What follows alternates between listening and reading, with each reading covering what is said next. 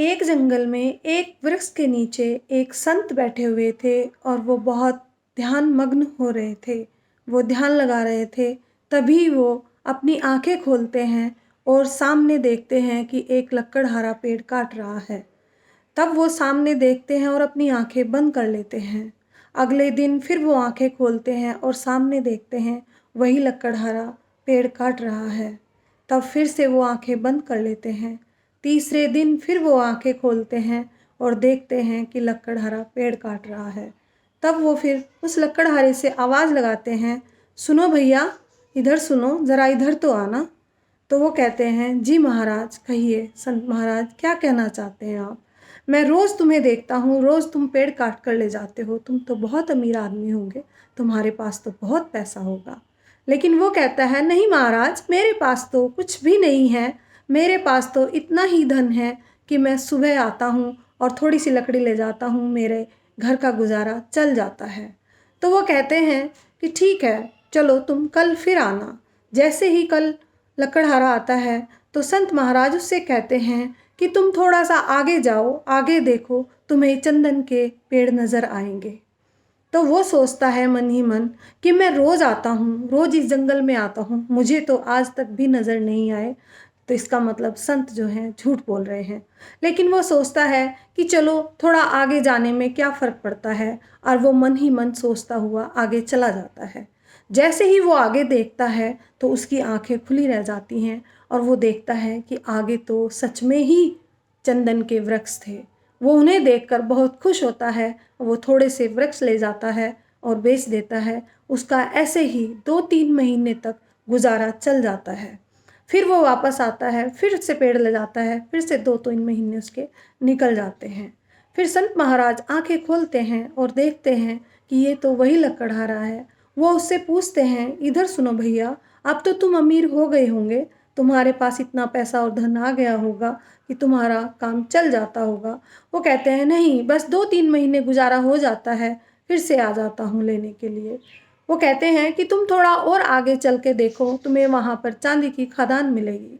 वो सोचता है कि संत महाराज ने मुझे पहले भी बताया था, पहले भी इनकी बात सच हुई थी, तो क्यों ना मैं आगे जाकर देख लूँ। जैसे ही वो आगे जाता है तो वो क्या देखता है कि सच में ही चांदी की खदान है। वहाँ से वो थोड़ी सी चांदी इकट्ठी करके लेके आता है और उसे बेच देता है। उससे उसका कुछ साल गुजारा चलता है। वो फिर आता है कुछ सालों बाद और वो देखता है कि ये महात्मा आज भी उसी पेड़ के नीचे बैठे हुए ध्यान लगा रहे हैं। तब वो उनको देख के प्रणाम करता है। वो आंखें खोलते हैं और उसकी तरफ देखते हैं और कहते हैं कि तुम तो अब अमीर हो गए होंगे, अब तो तुम्हारे पास धन आ गया होगा। तब वो उनकी तरफ देख के मुस्कुराते हुए कहता है, नहीं महाराज, अभी भी मेरे पास इतना धन नहीं है कि मेरे पास मेरा गुजारा अच्छे से हो जाए। वो कहते हैं, ठीक है, तुम थोड़ा सा और आगे जाके देखो, तुम्हें सोना, चांदी, हीरे, जवाहरात सब मिलेंगे। वो सोचता है मन ही मन कि साधु महाराज ने मुझे 2 बार भेजा, दोनों बार सच बात निकली, तो क्यों ना मैं आज फिर आगे जाके देखूं। तो वो आगे जाके देखता है तो वहाँ पर उसको सच में ही हीरे, चांदी, जवाहरात सब चीज़ें नज़र आती हैं। और वो वापस जाता है, वहाँ से इकट्ठा करके अपने घर ले आता है और वो उसको बेचता है। उसको बेचने से उसके कितने ही साल निकल जाते हैं और वो अमीर हो जाता है। वो एक राजा की भांति जीवन व्यतीत करने लगता है। अच्छा खान पान हो जाता है, बच्चों की अच्छी परवरिश हो जाती है।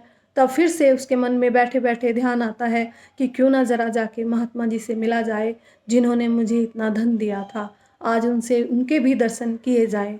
जैसे ही वो जंगल में जाता है और देखता है कि संत महाराज तो उसी अवस्था में बैठे हुए हैं, तो वो उनको प्रणाम करता है और वो अपनी आंखें खोलते ही लकड़हारा को देखते हैं और अंदर से आवाज़ आती है, और लकड़हारे भैया, कैसे हो तुम? कैसा चल रहा है तुम्हारा जीवन? अब तो तुम्हारे पास धन हो गया होगा। उसने बोला, अब मैं लकड़हारा नहीं हूँ, अब मैं एक राजा हूँ, मैं एक सेठ हूँ। अब मुझे आप सेठ कह के बुलाइए।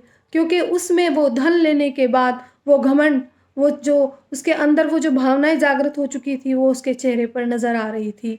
संत महाराज मुस्कुराते हैं और मुस्कुराकर बोलते हैं कि सुनो, ठीक है, तुम्हारी बात सही है, तुम सेठ हो गए हो, लेकिन तुम उससे आगे क्यों नहीं गए? तुमने उससे आगे जाने के लिए क्यों नहीं पूछा? उसने कहा कि आगे क्या था? आगे तो कुछ था ही नहीं। बस इतना ही तो था कि हीरे जवाहरात से ऊपर और क्या मिलना था मुझे। जब मुझे सब कुछ मिल गया, मैं सेठ बन गया, उसने कहा तुम आगे जाके देखते तो। वो कहते आगे मुझे कौन मिलता? उन्होंने बोला आगे तुम्हें मैं मिलता, आगे तुम्हें परमात्मा मिलते, आगे तुम्हें स्वर्ग मिलता, आगे तुम्हें मोक्ष मिलता, सब आगे ही तो था। तुमने कभी ये क्यों नहीं सोचा कि जो व्यक्ति आप तुम्हें यहाँ बैठा हुआ ये सब बता रहा है कि भाई आगे जाओ चांदी की खदान मिलेगी, आगे जाओ तुम्हें जेवरात मिलेंगे, तो क्या वो खुद नहीं जा सकता था वहाँ? क्या वो खुद नहीं ले सकता था वो सब? लेकिन मैं यहीं बैठा हूँ, मेरा ध्यान यहीं है, क्योंकि मेरा मन बहुत शांत है। तो वो कहता है ठीक है महाराज, मैं कल आऊँगा और कल मैं ध्यान लगाऊँगा। वो आता है और उसके बराबर में बैठ जाता है, आंखें बंद करता है और आंखें बंद करने के बाद वो कुछ घंटे तक बैठा रहता है और तभी आंखें खोलता है। संत महाराज के सामने हाथ जोड़ता है और माफ़ी मांगता है और रोता है, कहता महाराज मेरा ध्यान नहीं लग रहा, मेरा ध्यान तो मेरी परिवार में, मेरी पत्नी में, मेरे बच्चों में रमा हुआ है, मुझे बार बार उनका ख्याल आ रहा है। वो कहते हैं कि यही तो तुम्हारा ध्यान है, तुम्हें वहाँ से वो जो तुम अंदर ही अंदर तुम जाते जाओगे, तुम्हारा अनुभव, तुम्हारे विचार ये धीरे धीरे समाप्त होते जाएंगे। तुम अंदर देखो, तुम्हें परमात्मा भी मिल जाएंगे, लेकिन तुम्हें उससे भी आगे जाना है। यही यही स्वर्ग है, यही मोक्ष है, तुम्हें यहाँ सब जाना है। आंखें बंद करो। आज आज 10 मिनट बैठोगे, कल 20 मिनट बैठोगे, कल 30 मिनट बैठोगे, पर बैठना मत छोड़िए। जितना आपका मन शांत रहेगा, जिस दिन तुमने धैर्य को अपना लिया, उस दिन तुम समझो ये सब जीत जाओगे, तुम्हारे सामने ये सब फीका हो जाएगा। तो इसलिए मैं सभी से यही कहूँगी, ज़्यादा नहीं तो 10 मिनट 20 मिनट उस परमात्मा को ज़रूर दो जिसने तुम्हें इतना खूबसूरत, इतना सुंदर बनाया है। बस मैं यही कहना चाहूँगी लास्ट में। अगर आप लोगों को मेरी छोटी छोटी सी कहानियाँ अच्छी लगती हैं तो प्लीज़ लाइक कीजिए, और अगर आपने अभी तक मेरे चैनल को सब्सक्राइब नहीं किया तो प्लीज़ सब्सक्राइब ज़रूर कीजिए, जिससे कि तुम्हें आगे मेरी सारी वीडियो देखने को मिल जाए। चलो ठीक है, अब मैं चलती हूँ। आप लोगों से फिर से मिलूँगी अपने चैनल पे जिसका नाम है अपने दिल से पूछो। Thank you.